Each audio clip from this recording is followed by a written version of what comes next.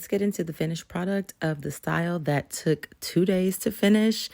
Y'all really were upset that I would spend so much time on this style, but obviously people don't comprehend the amount of time that this is going to save me in the mornings. This is a 6-week protective style. Yes, from start to finish, take down, wash, condition, blow dry, and restyle. It takes about 8 hours.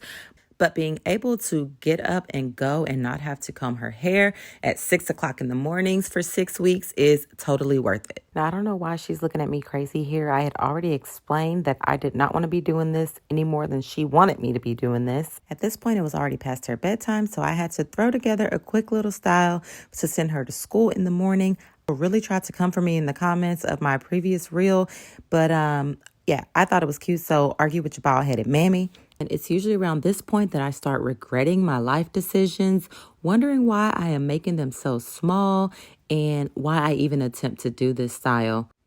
Overall, this is honestly one of my favorite protective styles to do on her hair, simply for its flexibility, ease of styling, and the ability to really keep her hair moisturized while in the twists. And also, she loves the independence that comes with being able to style her twists in the way that she chooses.